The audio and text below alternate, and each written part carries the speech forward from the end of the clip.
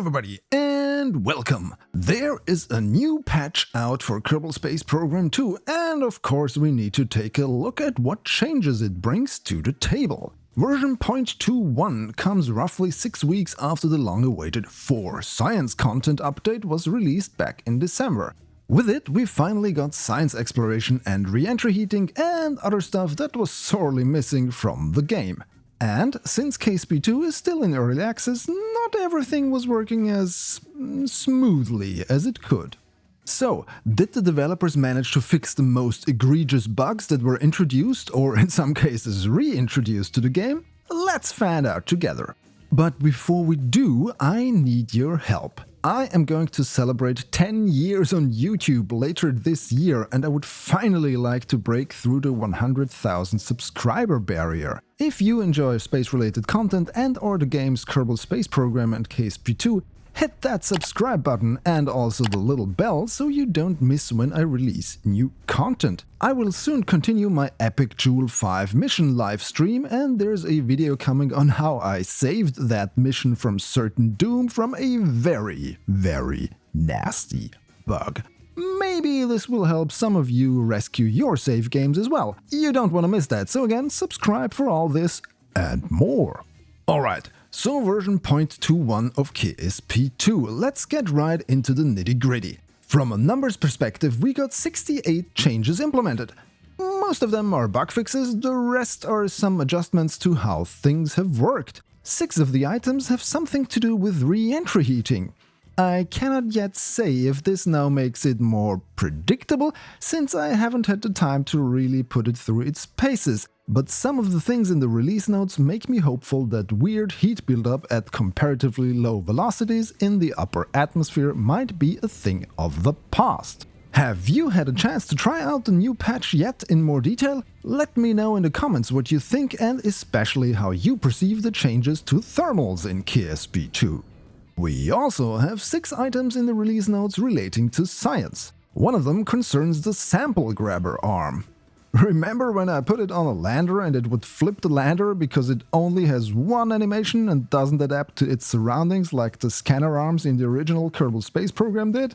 Well, they improved it according to the release notes, stating that it no longer incorrectly deploys in many situations.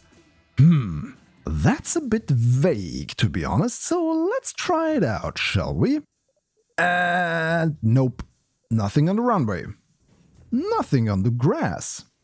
Nothing on the surface of the moon. Maybe on another vehicle? Nope, nothing either. Putting it on a lander in various configurations results in a sobering conclusion. There appears to be only one. Yes, one orientation in which the arm will now work, and that is exactly how it is shown in the trailer for the 4 Science update, flat on top of a rover, or clipping into the vehicle in order for it to remain parallel to the surface it is supposed to scan. Well, that's one way to make sure it doesn't incorrectly deploy. I had hoped they would have fixed the part in the sense that it is now aware of its surroundings and uses its multiple joints to actually articulate its movement to grab that surface sample. Guess not. At least not yet. This looks like it is just a band-aid to make sure no more landers get flipped. I mean, I already had plans to use it to get rolled over rovers back onto their wheels, but I guess that plan is now out of the window. Okay, I ranted way too much about how they went about this little thing, so let's talk about something more positive. There are experiments that need a couple of minutes to finish. In order to do that, they need to remain in a certain region, for instance the Mun Mare. In the first implementations, players had to manually resume the experiment when it went out of the region. That meant keeping an eye on the region indicator, which is only available when you hover your mouse over the science collection icon. Also, the orbital survey modules need time to deploy before they are able to continue. If you were unlucky, you would be in a situation where you would resume the experiment and you would already be above a different region before it could start doing its sciencey things. Now, I am happy to report that you can fire and forget your experiment. The game will now automatically continue the observation when you reach that region again. A nice improvement over how it was originally presented to us players. On another positive note, the science indicator will no longer flash when there is no science to get. And the annoying double tap for staging is now a thing of the past according to the release notes. Gone are the days where you have to press the staging button twice to switch to the next stage. And they have also added a slight delay between you crashing and the flight report opening, so you can enjoy those explosions a little bit longer before that flight report pops up into your face.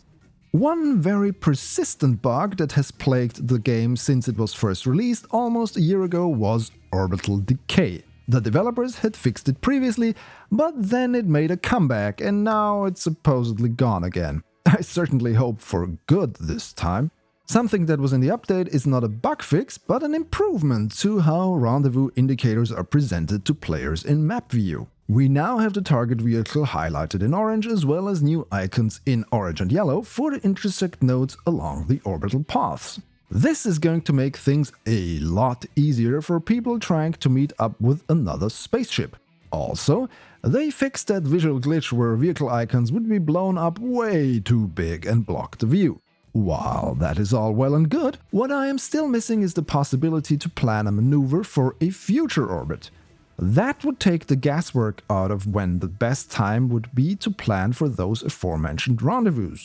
Alright, so that's my first look at the new patch for KSP2 version 0.21, the first update after the big 4 Science release in December. Of course, this is just a quick overview of some of the things I noticed in the release notes and what I saw in-game.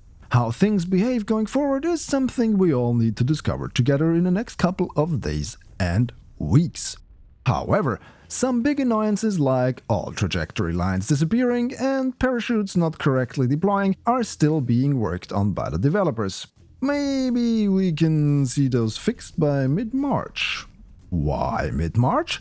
Well, based on the frequency of patch releases we had since the original version, there was an average of 7 weeks between each of them. Some came faster, some came slower, but overall that's what the available empirical data shows. So what do you think? Will we see version 0.22 around March 15th? And when are we going to see news regarding the next big feature milestone, the Colonies update? My guess would be that we will not see version 0.30, which will include colonies, before June. You can check out my When Colonies video I did a while back to find out how I came to that conclusion. I'll link it in the box on top and in the video description. And as always, thanks to my supporters on Patreon and loyal YouTube members. If you want to support what I'm doing here, head on over there and sign up for some extras. Patreon will give you access to a special Discord channel and early access to videos, and also ad-free. Or you can get special emoji by signing up as a member on YouTube and also get early access. And as a token of my gratitude, depending on the tier chosen, your name will show up here, etching it forever into the annals of YouTube history. Thanks so much to all of you for supporting my channel. And if you haven't subscribed yet, why not? Hit that subscribe button, there's a lot of great stuff coming your way. If you enjoyed this video, please subscribe to my channel for more and follow me on my social thingies. The links are in the description. Thanks for watching. Goodbye.